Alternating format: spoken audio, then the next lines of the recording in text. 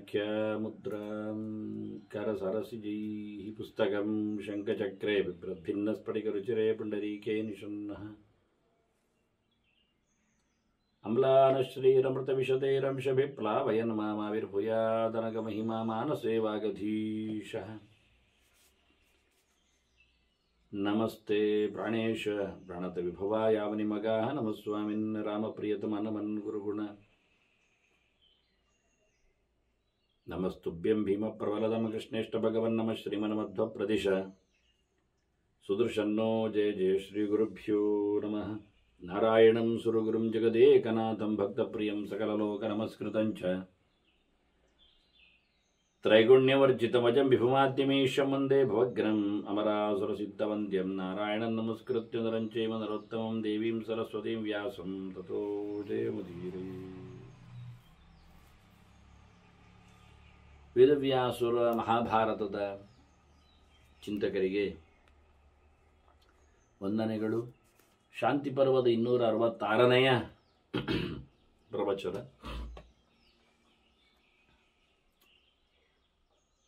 ಜಪಚಿಂತನೆಯ ಒಂದು ಪ್ರಕರಣ ನಮ್ಮ ಮುಂದೆ ಇದೆ. ಭೀಷ್ಮರು ಧರ್ಮರಾಜನಿಗೆ ಜಪದ ಮಹಿಮೆಯ ಬಗ್ಗೆ ಒಂದು ಇತಿಹಾಸವನ್ನು ಹೇಳುತ್ತಾ ಕೊನೆಗೆ ಕಾಮಕ್ರೋಧಗಳೇ ಇಕ್ಷ್ವಾಕುರಾಜನ ಎದುರು ಮತ್ತೆ ಜಪಿಸಿದ ಬ್ರಾಹ್ಮಣರ ಎದುರು ತಾವು ವಿಕಾರ ವೇಷದಲ್ಲಿ ಬಂದು ತಾವ್ಯಾರು ಅಂತ ತಿಳಿಸಿ ಅವರೀರುವರಿಗೆ ಪರೀಕ್ಷೆಯಲ್ಲಿ ಉತ್ತೀರ್ಣರಾದ ಬಗೆಯನ್ನು ಹೇಳಿಕೊಟ್ರು, ತಿಳಿಸಿಬಿಟ್ರು. ಹೀಗಾಗಿ ಬ್ರಾಹ್ಮಣನು ತನ್ನ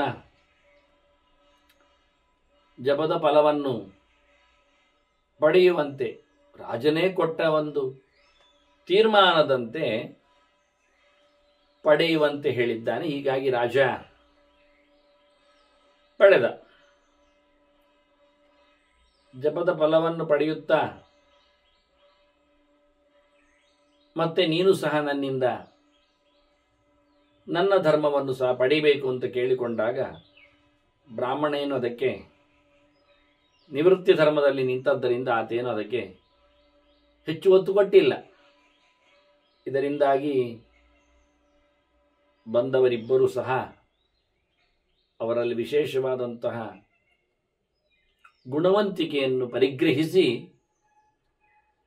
ನೀವಿರುವರು ಉತ್ತಮ ಲೋಕವನ್ನು ಪಡಿತೀರಿ ಅಂತ ಹೇಳಿಬಿಟ್ಟ.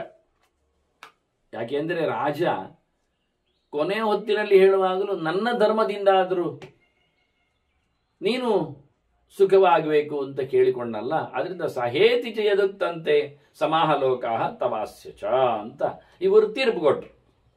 ತೀರ್ಪು ಹೇಳಲಿಕ್ಕೆ ಬಂದ ವಿರೂಪ ವಿಕೃತರೇ ರಾಜನಿಗೆ ತೀರ್ಪು ಕೊಟ್ಟರು. ಈಗ ದಾನ ಪಡೆದ ರಾಜನು ಪಡೆದ ಬಳಿಕ ಹೇಳುತ್ತಾ ಇದ್ದಾನೆ, ನೀನು ಸಹ ನನ್ನ ಜೊತೆಯಲ್ಲಿ ನನ್ನ ಧರ್ಮ ಕರ್ಮದ ಪುಣ್ಯ ವಿಶೇಷಗಳಿಂದ ಮೆರೆದು ಬಾ ಅಂತ ಕೇಳಿದ್ದಾನಲ್ಲ. ಇಷ್ಟಕ್ಕೆ ಖುಷಿಪಟ್ಟರು. ತೀರ್ಪನ್ನು ಅಲ್ಲಿಗೆ ಕೊಟ್ಟುಬಿಟ್ರು. ಇನ್ನು ಬ್ರಾಹ್ಮಣನ ಮಾತುಕತೆಗೆ ಇಲ್ಲಿ ಇನ್ನೂ ತಲೆ ಕೊಟ್ಟಿಲ್ಲ. ನೀನು ನನ್ನೊಟ್ಟಿಗೆ ಅಂತ ಮತ್ತು ಹೇಳ್ತಾ ಇದ್ದೀಯಲ್ಲ, ಇನ್ನೂ ಸಹ ಧರ್ಮವನ್ನು ರಾಜಧರ್ಮ ಮತ್ತು ಉಳಿಸಿಕೊಳ್ಳಿಕ್ಕೆ ಪ್ರಯತ್ನಿಸ್ತೀಯಲ್ಲ. ಅದರಿಂದ ನಿಮ್ಮಿಬ್ಬರಿಗೂ ಸಮವಾದಂತಹ ಉತ್ತಮ ಲೋಕಗಳ ಪ್ರಾಪ್ತಿ ಆಗಲಿಕ್ಕೆ ಉಂಟು ಅಂತ ಹೇಳ್ತಾರೆ.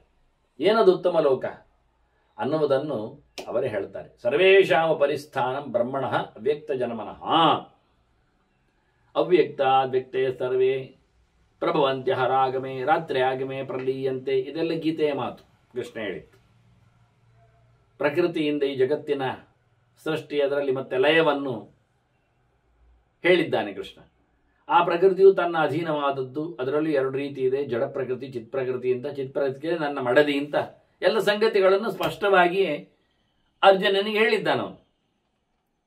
ಅಲ್ಲಿ ಎಲ್ಲಿ ಸಹ ತನ್ನ ಸೃಷ್ಟವಾದ ಈ ಜಗತ್ತು ಇಲ್ಯೂಷನ್, ಸೊನ್ನೆ, ಮಿಥ್ಯ, ಇಲ್ಲ ಎಲ್ಲ ಹೇಳಲೇ ಇಲ್ಲವ. ಸತ್ಯಭಾತವನ್ನೇ ಜಗತ್ತನ್ನು ಸೃಷ್ಟಿ ಮಾಡುವುದನ್ನು ತನ್ನ ಹೆಂಡತಿ, ಮತ್ತೆ ತನ್ನ ಹೆಂಡತಿಯು ಮಿಥ್ಯ, ಸುಳ್ಳು, ಒಂದೇ ಜೀವ, ಐಕ್ಯ, ತಾನು ಮಾತ್ರ ಹೇಳಲೇ ಇಲ್ಲ. ಸ್ಪಷ್ಟವಾಗಿ ತನ್ನ ಹೆಂಡತಿ ಹೇಳ್ತಾನೆ. ಇಡೀ ಜಗತ್ತಿನ ಸೃಷ್ಟಿ ತನ್ನಿಂದ ಹೇಳುತ್ತಾನೆ. ಮತ್ತೆ ಕೃಷ್ಣ ಅಂದ್ರೆ ಬೇರೆ ದೇವರು ತಾನು ಅಂತ ಹೇಳುತ್ತಾನೆ. ಬಹಳ ಸ್ಪಷ್ಟವಾದ ಗೀತೆಯ ಅಭಿಪ್ರಾಯ ಓದಿಕೊಂಡ್ರೆ ಎಲ್ಲಿಯೂ ಮಿಥ್ಯಾಭೂತವಾದ ಪ್ರಪಂಚದ ಸೃಷ್ಟಿ ಚಿಂತನೆ ಅದು ಬರುವುದೇ ಇಲ್ಲ. ಬರ್ತದೆ, ಬೈದಲ್ಲಿ ಬರ್ತದೆ. ಅಸತ್ಯಂ ಅಪ್ರತಿಷ್ಠಂತೆ ಜಗದಾಹುರನೀಶ್ವರ ಅಂತ ಅಸುರರ ಭಾವನೆಗಳು ಏನು, ಅವರ ಲೆಕ್ಕಾಚಾರ ಹೇಗೆ ಹೇಳಿದರೆ ಈ ಜಗತ್ತಿಲ್ಲ ಹೇಳುವುದು, ಇದಕ್ಕೆ ದೇವರಿಲ್ಲ ಹೇಳುವುದು ಎಲ್ಲ ಉಂಟದು. ಅದರಿಂದ ಅವ್ಯಕ್ತನಿಂದ ಅವ್ಯಕ್ತಳಾದ ಮಹಾಲಕ್ಷ್ಮಿಯಿಂದ ಅವ್ಯಕ್ತಂ ಅಚಲಂ ಧ್ರುವ ಸುಮಾರು ಹೆಸರುಗಳನ್ನು ಕೂಟಸ್ಥಂ ಅಚಲಂ ಧ್ರುವಂ ಅಂತ. ಅವ್ಯಕ್ತ ಅಂದ್ರೇನು, ಅವಳ ಹೆಸರು ಹೇಗೆ, ಇದನ್ನೆಲ್ಲ ಅಲ್ಲಲ್ಲಲ್ಲಿ ಬಿಡಿಸಿ ಬಿಡಿಸಿ ಕೃಷ್ಣ ಹೇಳುತ್ತಾ ಇದ್ದಾನೆ. ಅವಳನ್ನು ಅಕ್ಷರ ಅಂತ ಕರೀತಾರೆ ಅಂತಲೂ ಹೇಳುತ್ತಾನೆ. ಅಂತ ಅವ್ಯಕ್ತದಿಂದ ಹುಟ್ಟಿ ಬಂದ ಚತುರ್ಮುಖಿ ಯಾರಿದ್ದಾನೆ, ಮೊದಲ ತತ್ವ ಲಕ್ಷ್ಮೀನಾರಾಯಣರ ಮಗ ಬ್ರಹ್ಮದೇವ, ಅವನ ಲೋಕವನ್ನು ಪಡೆಯುತ್ತಾರೆ. ಯಾಕೆ ಸಾವಿತ್ರಿ ಉಪಾಸನೆ ಮಾಡಿದ್ದಲ್ಲೇವ, ಉಪಾಸನೆ ಮಾಡಿದ್ದು ಅವನ ಮಡದಿಯನ್ನು ಇಟ್ಟುಕೊಂಡು ಅದರಲ್ಲಿ ಭಗವತ್ ತತ್ವವನ್ನು ನೋಡಿಕೊಂಡು ವೇದದ ಮಾಧ್ಯಮದಲ್ಲಿ ಅಕ್ಷರದ ರಾಶಿಯಲ್ಲಿ ಅದು ಅಧಿಪತಿ ದೇವತೆಯಾಗಿ ಸಾವಿತ್ರಿಯನ್ನು ನೋಡಿಕೊಂಡದ್ರಿಂದ ಅವಳು ಪ್ರತ್ಯಕ್ಷಳಾಗಿದ್ದಾಳೆ, ಬೇರೆ ಅನುಗ್ರಹವನ್ನು ಕೊಟ್ಟಿದ್ದಾಳೆ. ಹೀಗಾಗಿ ನೀವು ಬ್ರಹ್ಮದೇವರ ಲೋಕಕ್ಕೆ ಹೋಗ್ತೀರಿ. ಸರ್ವೇಷಾಂ ಪರಿಸ್ಥಾನ, ಬ್ರಹ್ಮದೇವರ ಲೋಕ ಎಲ್ಲರಿಗಿಂತ ಮಿಗಿಲಾದದ್ದು. ಯಾಕೆಂದ್ರೆ ಬ್ರಹ್ಮದೇವ ಎಲ್ಲರಿಗಿಂತ ಮಿಗಿಲವ, ಎಲ್ಲರಿಗಿಂತ ಅಂದರೆ ಜೀವರ ಎಲ್ಲರಿಗಿಂತ. ಇದು ಜೀವರು ಪಡೆತಕ್ಕಂತಹ ಲೋಕಗಳು, ಇದು ಕರ್ಮದಿಂದ ಪಡೆಯುವ ಲೋಕಗಳು. ಮಹಾಲಕ್ಷ್ಮೀ ನಾರಾಯಣರು ನಿತ್ಯ ಲೋಕದಲ್ಲೇ ಇರುವವು, ಎತ್ತರದ ಲೋಕದಲ್ಲಿ. ಉಳಿದವರಿಗೆಲ್ಲ ಸಾಧನೆಯಿಂದ ಲೋಕಗಳು ಬರ್ತವೆ. ಈಗ ಬ್ರಹ್ಮನಿಗೂ ನೂರಾರು ಕಲ್ಪಗಳ ಸಾಧನೆಯಿಂದಾಗಿ ಬ್ರಹ್ಮಲೋಕ ಸ್ಥಾನ ಅವನಿಗೆ ಅಧಿಕಾರಿಕವಾಗಿ ಸಿಕ್ಕಿದೆ. ಅಲ್ಲಿ ಇವರೆಲ್ಲ ಅನುಕೂಲಕರರಾಗಿ, ಇವರು ಅಧಿಕಾರದಲ್ಲಿ ಇಲ್ಲ, ಇವರು ಬ್ರಹ್ಮ ಆಗುವುದಿಲ್ಲ. ಬ್ರಹ್ಮ ಅಂದರೆ ಅಧಿಪತಿಯಾದ ಬ್ರಹ್ಮಾಂಡದ ಅರಸನಾದ ಚತುರ್ಮುಖ ಇವರೇನಾಗುವುದಿಲ್ಲ. ಚತುರ್ಮುಖನಲ್ಲಿ ಇವರು ಸಿಗ್ತಾರೆ. ಆ ಲೋಕದಲ್ಲಿ ಇವರಿಗೆ ವಿಹಾರಾದಿಗಳು ಇರ್ತದೆ. ಹಾಗೆ ಅಂತಹ ಉತ್ತಮವಾದ ಲೋಕ ನಿಮಗೆ ಸಿಕ್ಕಿದೆ. ಇವಯೋಹೋ, ನಿಮ್ಮಿಬ್ಬರಿಗೂ ಸಹ ಅಂತಹ ಸ್ಥಾನಂ ಅತುಲಂ ನಿರ್ದ್ವಂದ್ವಂ, ಅದು ಅಮಲಾತ್ಮಕಂ, ಅತ್ಯಂತ ಶುದ್ಧವಾದ, ಯಾವುದೇ ದ್ವಂದ್ವಗಳು ಅಂದರೆ ದ್ವಂದ್ವಗಳು ಸಂಶಯಗಳು ಇಲ್ಲದ ಶುದ್ಧವಾದ ಸ್ಥಾನ. ಅದು ಅತ್ಯಂತ ಎತ್ತರವಾದ ಸ್ಥಾನ. ಅದಕ್ಕೆ ಇನ್ನೊಂದು ಸರಿಸಾಟಿಯಾದ ಮಗದೊಂದು ಬ್ರಹ್ಮಾಂಡದಲ್ಲಿ ಸಾಧಕರಿಗೆ ಸಿಗುವಲ್ಲಿ ಇಲ್ಲ. ಅಷ್ಟು ಎತ್ತರವಾದ ಸ್ಥಾನ ನಿಮಗೆ. ಅಲ್ಲಿ ಯಾವುದೇ ರೀತಿಯಾಗಿರತಕ್ಕಂಥ ಶೋಕಮೋಹಗಳಾಗಲಿ, ಜರ ವ್ಯಾಧಿಗಳಾಗಲಿ, ಹುಟ್ಟು ಸಾವುಗಳಾಗಲಿ, ಇದ್ಯಾವುದೂ ಇಲ್ಲ ಅಲ್ಲಿ. ಅಂತ ಅದ್ಭುತವಾದ ತಾಣ ಅದು ಅಂತ ಹೇಳುತ್ತಾರೆ. ನಿಮಗೆ ಸಿಕ್ಕಿದೆ ಅಂತ ಜಗಳವಾಡಿಕೊಂಡು ನಾಟಕೀಯವಾಗಿ ಆದರೂ ಅವರಿಬ್ಬರ ಮನಸ್ಥಿತಿಯನ್ನು ಅರ್ಥ ಮಾಡಿಕೊಂಡ ನೆಲೆಯಲ್ಲಿ ಅದರ ಅಭಿಮಾನಿಗಳಾಗಿ ಅವರು ಹೇಳಿದರು. ಅವರಿಗೆ ಸಿಕ್ಕಿರತಕ್ಕಂಥ ಬ್ರಹ್ಮಲೋಕ ಸ್ಥಾನವನ್ನು ಚಿಂತನೆಗೆ ತಂದಾಗ ಅಲ್ಲಿದ್ದವರು ಧರ್ಮ, ಯಮ, ಕಾಲ, ಮೃತ್ಯು ಇವರು ಸಹ ಆ ಸ್ಥಾನದ ಬಗ್ಗೆ ಇವರಿಗೆ ಗೊತ್ತು, ಆ ಸ್ಥಾನ ಅವನಿಗೆ ಸಿಗಲಿಕ್ಕೆ ಉಂಟು ಅಂತ. ಹಾಗಾಗಿ ಸ್ಥಾನದ ಬಗ್ಗೆ ಹೆಮ್ಮೆಯ ಮಾತನ್ನು ಅವರು ಹೇಳುತ್ತಾರೆ. ನಮಗೆಲ್ಲ ಮಾನ್ಯವಾದದ್ದು, ನಾವೆಲ್ಲ ತಲೆಬಗ್ಗಿಸುವಂಥದ್ದು, ನಮಗೆಲ್ಲರಿಗಿಂತಲೂ ಮಿಗಿಲಾದದ್ದು ಅಂತ. ನೋಡಿ, ಧರ್ಮದೇವತೆಗೆ ಯಮ, ಮೃತ್ಯು, ಕಾಲ ಇವರಿಗೆಲ್ಲ ಮಿಗಿಲಾದ ಸ್ಥಾನ ಅರ್ಥ ಆಗಿರಬೇಕು ನಮಗೇನು ಅಂತ. ಹಾಗಾಗಿ ಅದನ್ನ ಬ್ರಹ್ಮ ಎನ್ನುವ ದೇವೋತ್ತಮನಿದ್ದಾನೆ, ಜೀವೋತ್ತಮನಿದ್ದಾನೆ. ಅಸ್ಮಾಕಂ ಯಹ ಸ್ಮೃತಃ ಮೂರ್ಧ್ನ ಬ್ರಹ್ಮಲೋಕಂ. ಹಾಗಾಗಿ ನೀವು ಅದನ್ನು ಪಡೆದಿದ್ದೀರಿ.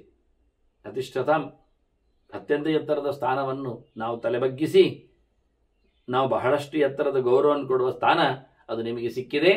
ನೀವಿಬ್ಬರು ತತ್ರ ಸ್ತೌಹಿ ಭವಂತೌಹಿ, ನೀವಲ್ಲಿ ಇರುವವರಾಗಿದ್ದುಕೊಂಡು ಆರಾಮವಾಗಿರಿ. ಇದು ನಿಮ್ಮ ಸಾಧನೆಯಿಂದ, ಇವಾಭ್ಯಾಂ ನಿರ್ಜಿತ ವಯಂ, ನಿಮ್ಮ ಸಾಧನೆಯಿಂದ ಸಿಕ್ಕಿದ ಸ್ಥಾನ ಅದು. ನಾವು ಸಹ ಸೋತೆವು, ನಮ್ಮಿಂದಲೂ ಏನೂ ಆಗಲಿಲ್ಲ. ನಿಮ್ಮನ್ನು ಎಳ್ಕೊಂಡು ಹೋಗಲಿಕ್ಕೋ ನಿನ್ನನ್ನು ತಪ್ಪಿಸ್ಲಿಕ್ಕೋ ಬಂದರೆ ನೀವಿಬ್ಬರು ಇವತ್ತು ಬಹಳ ಎತ್ತರದ ಸ್ಥಾನವನ್ನು ಪಡೆದಿದ್ದೀರಿ, ನಾವು ಅದನ್ನು ಮನ್ನಿಸ್ತೇವೆ ಅಂತ ಅವರು ಹೇಳಿದರು. ಹೀಗಾಗಿ ಸ್ಥಾನದ ಬಗ್ಗೆ ಅವರೆಲ್ಲರ ಮಾತನ್ನು ಕೇಳಿಕೊಂಡಾಗ ಭೀಷ್ಮರು ಸಹ ಧರ್ಮರಾಜನಿಗೆ ಪರಮೋಚ್ಚವಾದ ಸ್ಥಾನದ ಬಗ್ಗೆ, ಜಪ ಮಾಡಿದವರು ಪಡೆಯತಕ್ಕಂತಹ ವೈಭವದ ಬಗ್ಗೆ ಒಂದು 4 ಮಾತನ್ನು ಭೀಷ್ಮರು ಸಹ ಹೇಳಿಕೊಳ್ಳುತ್ತಾರೆ. ಯಾಕೆಂದರೆ ಅವರು ಅಧ್ಯಯನ ಮಾಡಿದವರೇ, ಜಪವನ್ನು ನಡೆಸಿಕೊಟ್ಟವರೇ. ಹೀಗಾಗಿ ತಾವು ಅದರ ಅನುಭವಗಳ ನೆಲೆಯಲ್ಲಿ ಅದರ ಪ್ರೈಸಿಂಗ್, ಅದರ ಹೆಮ್ಮೆ, ಅದರ ಗುಣಲಕ್ಷಣಗಳ ಬಗ್ಗೆ, ಮುಂದೆ ಅವನು ಯಾವ ರೀತಿಯಲ್ಲಿ ಆ ಸ್ಥಾನವನ್ನು ಪಡೆದವನು ಇರ್ತಾನೆ ಎನ್ನುವುದರ ಬಗ್ಗೆ ತಾವು ಕಂಡ ದೃಶ್ಯಗಳ ಹಿನ್ನೆಲೆಯಲ್ಲಿ ಮಾತಾಡ್ತಾರೆ. ಯಾಕೆ ಅವರು ಸ್ವಯಂ ಅವರು ಸಹ ಉತ್ತಮವಾದ ದೇವತೆ ವಸು. ಆದ್ದರಿಂದ ಈ ಯಮನಿಗಿಂತ ಅವರು ಸಣ್ಣವರಾಗಿದ್ರು ಪರಿವಾರದವರಿಗಿಂತ ಮಿಗಿಲಾಗಿರ್ತಾರೆ ಅವರು. ಹೀಗಾಗಿ ಭೀಷ್ಮರು ಹೇಳುತ್ತಾರೆ, ಪ್ರಯಾತಿ ಸಂಹಿತಾಧ್ಯಾಯಿ ಬ್ರಹ್ಮಾಣಂ ಪರಮೇಷ್ಠಿನಂ. ಅವರು ಸ್ಪಷ್ಟತೆಯನ್ನು ಕೊಡುತ್ತಾರೆ. ಸತ್ಯಲೋಕದ ರಸನಾದ ಬ್ರಹ್ಮನೆಡೆಗೆ ಅಧ್ಯಯನ ಮಾಡಿದವ, ಗಾಯತ್ರಿ ಜಪ ಮಾಡಿದವ, ವೇದ ಚಿಂತನೆ ನಡೆಸಿದವ ಅವನು ಹೋಗಿ ಸೇರುತ್ತಾನೆ. ಅತ್ಯಂತ ಎತ್ತರದದು ಸ್ಥಾನ ಇದೆ. ಅಥವಾ ಅಗ್ನಿಂ ಸಮಾಯಾತಿ ಸೂರ್ಯಂ ಆವಿಶತೆ ಪಿವ. ಇಲ್ಲ ಬ್ರಹ್ಮಲೋಕದಲ್ಲಿ ಅಲ್ಲ ಅಂತಾದರೆ ಅಗ್ನಿಲೋಕಕ್ಕೂ ಹೋಗ್ತಾನೆ. ಅದೇಕೆ ಹಾಗೆ ಕೇಳಿದರೆ, ಗಾಯತ್ರಿ ಮಂತ್ರದ ಮೊದಲ ಅಕ್ಷರದಲ್ಲಿ ಉಪಾಸ್ಯನಾಗಿರುವವನು ಪರಶುರಾಮ. ಹೀಗಾಗಿ ಪರಶುರಾಮನು ಅಗ್ನಿಸ್ಥನಾಗಿದ್ದಾನೆ. ಆದ್ದರಿಂದ ಗಾಯತ್ರಿ ಜಪ ಮಾಡುವವರಲ್ಲಿ ಅನೇಕರಿಗೆ ಅನೇಕ ಬಗೆಯ ಆಕೂತಗಳಿರ್ತಾವೆ, ವ್ಯವಸ್ಥೆಗಳಿರ್ತಾವೆ, ಯೋಗ್ಯತೆಯಂತೆ ಉಪಾಸನೆಗಳು ಇರ್ತಾವೆ. ಹಾಗಾಗಿ ಅದನ್ನು ವೇದದ ಮಂತ್ರ ಮಾಧ್ಯಮದಲ್ಲಿ ಆಗಿಟ್ಟುಕೊಂಡು ಚಿಂತನೆ ಮಾಡಿದಲ್ಲಿ ವೇದಪುರುಷನಾದ, ಅತ್ಯಂತ ವೇದಗಳಿಗೆಲ್ಲ ಅಭಿಮಾನಿಯಾಗಿ ನಿಂತಿರತಕ್ಕ ಎತ್ತರದ ಜೀವನಾದ ಮತ್ತೆ ಅಕ್ಷರ ಸ್ವರೂಪಳಾಗಿ ನಿಂತ ಸರಸ್ವತಿಯ ಲೋಕವಾದ್ದರಿಂದ ಅದು ಅಲ್ಲಿಗೆ ಸೇರ್ತಾನೆ ಎನ್ನುವುದು ಸತ್ಯ. ಇನ್ನೊಂದು ಮುಖದಲ್ಲಿ ಅಗ್ನಿ ಅಥವಾ ಅಗ್ನಿಂ ಸಮಾಯಾತಿ. ಮತ್ತು ಹೇಳ್ತಾರೆ ಸೂರ್ಯಂ ಆವಿಶತೆ ಅಥವಾ ಸೂರ್ಯ ಲೋಕಕ್ಕೂ ಹೋಗ್ತಾನೆ, ಸೂರ್ಯನನ್ನು ಪ್ರವೇಶ ಮಾಡ್ತಾನೆ. ಸೂರ್ಯಮಂಡಲ ಮಧ್ಯದಲ್ಲಿಯೂ ಪ್ರವೇಶ ಮಾಡಲಿಕ್ಕಿರ್ತದೆ ಅವನಿಗೆ. ಅದೆಂತ ಕಥೆ ಕೇಳಿದರೆ, ಅದು ಹೇಗೆ ಕೇಳಿದರೆ, ಅದನ್ನು ಗಾಯತ್ರಿ ಮಂತ್ರದ ಸವಿತೃನಾರಾಯಣನು ಜಗತ್ ಪ್ರಸವಿತ ಇಡೀ ಲೋಕವನ್ನು ಸೃಷ್ಟಿ ಮಾಡುವ ಭಗವಂತನನ್ನು ಸೂರ್ಯಮಂಡಲದಲ್ಲಿ ನೋಡ್ಲಿಕ್ಕೆ ಬರ್ತದೆ ಆ ಮಂತ್ರದಿಂದ. ಹೀಗಾಗಿ ಮಂತ್ರ ಪ್ರತಿಪಾದ್ಯನಾದ ಭಗವಂತನನ್ನು ಸೂರ್ಯಮಂಡಲದಲ್ಲಿ ನೋಡ್ಲಿಕ್ಕೆ ಹೋಗಿ ಸೂರ್ಯಮಂಡಲವನ್ನು ಸಹ ಭೇದನೆ ಮಾಡಿಕೊಂಡು ಹೋಗುವ ಯೋಗಿಗಳು ಇದ್ದಾರೆ ಅಂತ. ಆದ್ರಿಂದ ಈ ಜಪ ಮಾಡುವಿಗೆ ಇರತಕ್ಕಂಥ ಅನೇಕ ಸಾಧ್ಯತೆಗಳು, ಆಯಾಮಗಳನ್ನು ಭೀಷ್ಮರು ಬಿಡಿಸಿದ್ರು. ಬಿಡಿಸಿದ್ಯಾಕೆ ಕೇಳಿದರೆ, ಇಲ್ಲಿ ಬಂದಾಗ ಇಲ್ಲಿ ಬ್ರಹ್ಮಲೋಕಕ್ಕೆ ಹೋಗುವುದನ್ನು ಅವರು ಹೇಳಿಕೊಂಡ್ರು. ಇವನು ಅಗ್ನಿಲೋಕಕ್ಕೆ ಹೋಗುವುದಾಗಲಿ ಅಥವಾ ಸೂರ್ಯಲೋಕಕ್ಕೆ ಹೋಗುವುದಾಗಲಿ ಅಲ್ಲ ಅಂತ ಆಯ್ತು ಅವರಿಬ್ಬರು. ಅಂದ್ರೆ ಅವರ ಆರಾಧನೆ ಮುಖ ಹೇಗೆ ಅನ್ನೋದು ಪರಿಚಯ ಆದಾಗ ಆಯ್ತು ನಮಗೆ ಒಂದು ದೃಷ್ಟಿಯಿಂದ. ಆದರೆ ಭೀಷ್ಮರು ಟೋಟಲಿ ಜಪ ಮಾಡುವವರ ಸಾಮರ್ಥ್ಯ ಏನಿರ್ತದೆ, ಅದರಲ್ಲಿ ಹೆಚ್ಚು ಕಡಿಮೆಯಾಗಿ ಆಗ್ತದೆ ಅನ್ನೋದನ್ನು ಉಲ್ಲೇಖ ಮಾಡಿದರು. ಅದು ಸರಿ. ಈ ಸೂರ್ಯನೊಳಗೆ ಬೆಂಕಿಯೊಳಗೆಲ್ಲ ಹೋಗುವುದಂದಾಗಿ ಬ್ರಹ್ಮದೇವರ ಲೋಕಕ್ಕೆ ಹೋಗುವುದಾದ್ರೂ ಒಂದು ವಿಷಯ ಇರಲಿ. ನಾವು ಬ್ರಹ್ಮಲೋಕಕ್ಕೆ ನಾರದರು ಹೋದದ್ದನ್ನು ಸನಕಾದಿಗಳು ಹೋದದ್ದನ್ನೆಲ್ಲ ನಾವು ಗಮನಿಸ್ತೇವೆ, ಗುರುತಿಸ್ತೇವೆ, ತಿಳ್ಕೊಳ್ತೇವೆ. ಶಿವನು ಪ್ರಶ್ನೆ ಕೇಳಲಿಕ್ಕೆ ಹೋಗುವುದನ್ನೆಲ್ಲ ಅಂತ. ಹಾಗೀಗ ಇವನು ಹೋಗುವ ರೀತಿಯ ಕೇಳಿ ಸ ತೈಜಸ್ಸೇನ ಭಾವೇನ ಯದಿ ತತ್ರ ರಮತ್ಯೂತ, ಅವನಿಗೆ ತೈಜಸವಾದ ಶರೀರ ಇರ್ತದೆ ಅನ್ನೋದನ್ನು ಹೇಳಿತು. ಆದ್ರಿಂದ ಬೆಂಕಿಯ ಲೋಕದಲ್ಲಿ ಹೋಗುವಾಗ ಇವನು ಸುಟ್ಟು ಹೋಗ್ತಾನೋ, ಸೂರ್ಯದ ಮಂಡಲ ಮಧ್ಯೆಯಲ್ಲಿ ಪ್ರವೇಶ ಮಾಡ್ತಾನೆ ಅಂದ್ರೆ ಕಥೆಯ ಸತ್ಯವೋ ಅದು ಕೇಳಿದ್ರೆ, ಉರಿಯುತ್ತಿರುವ ಗೋಳದು ಹೋಗುವುದೇಗೆ ಮಧ್ಯಕ್ಕೆ ಅಂದ್ರೆ ಅವನು ತೈಜಸನಾಗಿ ಪ್ರವೇಶ ಮಾಡ್ತಾನೆ. ಇನ್ನೇನು ಹೇಳುವ, ಅವನು ನಮ್ಮ ಈ ರೀತಿಯಾಗಿ ಸುಟ್ಟೋಗತಕ್ಕ ದೇಹ ಅಲ್ಲ ಅವನದ್ದಾಗ. ಬ್ರಹ್ಮನ ಲೋಕಗಳಲ್ಲಿಯೂ ಹಾಗೆ ದೇವತೆಗಳ ದೇಹ ಎಲ್ಲ ತೈಜಸಾತ್ಮಕವಾಗಿರುತ್ತದೆ. ಬೆಳಕಿನ ದೇಹ ಆದ್ರಿಂದ ನಮಗೆ ಅವರು ಕಾಣುವುದಿಲ್ಲ. ಅತ್ಯದ್ಭುತವಾದ ಜ್ಯೋತಿಸ್ವರೂಪರವರೆಲ್ಲ ಜೀವನ ಹಾಗೆ. ಹಾಗಾಗಿ ಅಂತಹ ರೂಪ ವಿಶೇಷಗಳಿಂದ ಆತ ಅಲ್ಲಿ ಆರಾಮವಾಗಿ ವಿಹಾರ ಮಾಡುತ್ತಾನೆ. ಗುಣಾನ್ನ ತೇಷಾಂ ಸಮಾಧತ್ತೆ ರಾಗೇಣ ಪ್ರತಿಮೋಹಿತ. ಬಹು ಬಗೆಯ ಆಸೆಗಳಿಂದ ಅನೇಕ ರೀತಿಯಲ್ಲಿ ವಿಹಾರ ಅಲ್ಲಿ ಮಾಡುತ್ತಾನೆ. ಅಲ್ಲಿನ ಅನೇಕ ಗುಣಗಳನ್ನು, ಅವಕಾಶಗಳನ್ನು, ವಿಶೇಷವಾಗಿರತಕ್ಕಂತಹ ಭೋಗಗಳನ್ನು ಪಡಿತಾನೆ. ಅದವನಿಗೆ ದೋಷಕರ ಅಲ್ಲ, ದೋಷಾವಹಗಳಾಗುವಂಥದ್ದಲ್ಲ.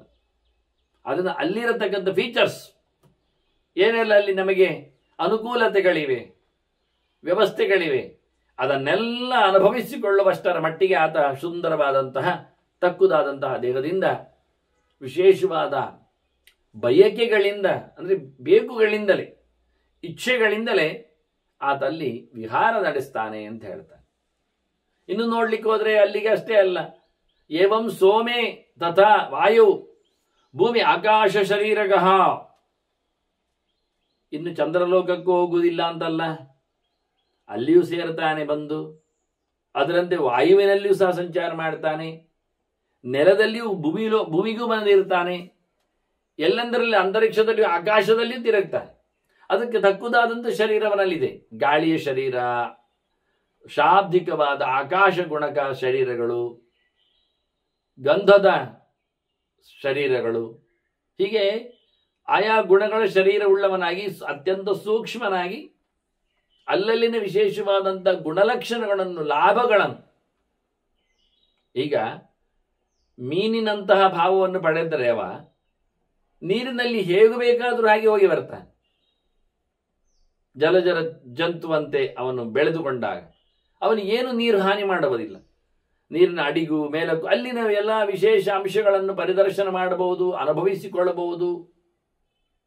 ಹಾಗೆ ಗಾಳಿಯ ಶರೀರವನ್ನು ಪಡೆದಾಗವ ವಿಹಾರ ಮಾಡಿಕೊಂಡು ಗಾಳಿಯಂತೆ ಎಗ್ಗಿಲ್ಲದೆ ಎಲ್ಲೆಂದರಲ್ಲಿಗೆ ಯಾವುದೇ ಲೇಪವನ್ನು ಪಡೆಯದೆ ಹೊಡೆದಾಡಿಸಿಕೊಳ್ಳದೆ ನಾವು ಹೀಗೆ ಬೌದ್ಧ ದೇಹದಲ್ಲಿ ಓಡಿಬಿಟ್ರೆ, ಮೇಲಕ್ಕೆ ಹಾರಿಕೊಂಡು ಹೋದರೆ ಮರಗಳು ಬೆಟ್ಟಗಳು ನಮ್ಮನ್ನು ಹೊಡೆದಾವು, ಬೀಳಿಸಿಯಾವು, ಘಾಸಿಗೊಂಡಿತು. ಆದರೆ ಗಾಳಿಯಾಗಿ ನಾವು ಹೋಗಿಬಿಟ್ರೆ ಗಾಳಿ ಯಾವ ಪರ್ವತಕ್ಕೂ ಹೊಡೆದು ಗಾಳಿಗೆ ಆಘಾತ ಆಗುವುದಿಲ್ಲ. ಕೆಲವೊಮ್ಮೆ ಗಾಳಿ ಎಷ್ಟು ಜೋರಿರ್ತದೆ ಹೇಳಿದ್ರೆ ಬೆಟ್ಟ ಗುಡ್ಡಗಳನ್ನು ಎತ್ತಿಕೊಂಡು ಹೋಗಬಹುದು. ನೋಡಿ ಶಕ್ತಿ ಸಾಮರ್ಥ್ಯ ಏನು ಅಂತ, ಎಂಥ ಮರಗಳನ್ನು ಉರುಳಿಸಿಕೊಂಡು ಹೋಗ್ತದೆ. ಹಾಗಾಗಿ ಇವನಿಗೆ ಬೇಕಾದ ಅಲ್ಲಿನ ಗುಣಗಳನ್ನು ಅನುಭವಿಸಲು ಬೇಕಾಗಿರತಕ್ಕಂಥ ರೂಪಗಳು ಬರ್ತಾವೆ. ಇಷ್ಟ ಬಂದದ್ದನ್ನು ಪಡಿತಾನವ, ಸಂಕಲ್ಪದಿಂದಲೇ ಅದನ್ನೆಲ್ಲ ಸಿದ್ಧಿಸಿಕೊಳ್ತಾನೆ. ಅಲ್ಲ, ಅವನಿಗೆ ಆಸೆ ಇಲ್ಲ ಆಗಿದ್ರೆ, ನೀವೆಲ್ಲ ಹೇಳಿ ಆಸೆ ಇದ್ದು ಅಂತ ಯಾರಾದರೂ ಜಪ ಮಾಡಿಕೊಂಡು ಜಪ ಮಾಡುವಾಗಲೇ ವಿರಕ್ತನಿರ್ತಾನೆ. ಅಲ್ಲಿನ ಉತ್ತಮ ಲೋಕಗಳಲ್ಲಿ ಹೋದ ತಕ್ಷಣ ಎಲ್ಲ ಬೇಕು ಕಾಣುವುದುಂಟು ಅವನಿಗೆ. ಒಳ್ಳೆಯ ಕೊಳ ಕಂಡಾಗ ಈಜಬೇಕು ಅಂತ ಕಾಣುವುದು, ಅದಕ್ಕೋಸ್ಕರ ಅವನು ಮೀನಿನ ಶರೀರವನ್ನು ಪಡೆಯುವುದು. ಹಾಗೆಲ್ಲ ಆಗ್ತದೋ? ಭಯಂಕರ ಬಿಸಿ ಆದಾಗ ಬಹಳಷ್ಟು ಉತ್ತಮವಾದಂಥ ತೇಜಸ್ಸಿನ ವಸ್ತುಗಳನ್ನು ಕಂಡಾಗ, ಚಂದ್ರ, ಸೂರ್ಯ, ಅಗ್ನಿ ಇವರಲ್ಲಿ ಕಂಡಾಗ ಇವನು ಸಹ ತೈಜ ಶರೀರ ಇಟ್ಟುಕೊಂಡು ಅವರ ಜೊತೆಯಲ್ಲಿ ಪ್ರವೇಶ ಮಾಡಿಕೊಂಡು ತಿರುಗಾಡಿಕೊಂಡು ಆ ಲೋಕವನ್ನು ಅನುಭವಿಸಿಕೊಂಡು ಇಂಥ ಆಸೆಗಳು ಇರ್ತಾವ. ಬಂದರೆ ಬರಬಾರದು ಅಂತಲ್ಲ, ಆಗುವುದಿಲ್ಲ ಅಂತಲ್ಲ, ಆಗ್ತದೆ ಅಂತ ಬಾರದಿದ್ದವನಿಗೆ. ಅತದತ್ರ ವಿರಾಗಿ ಸ ಪರಂ ಗಚ್ಚತಿ ಅಸಂಶಯ.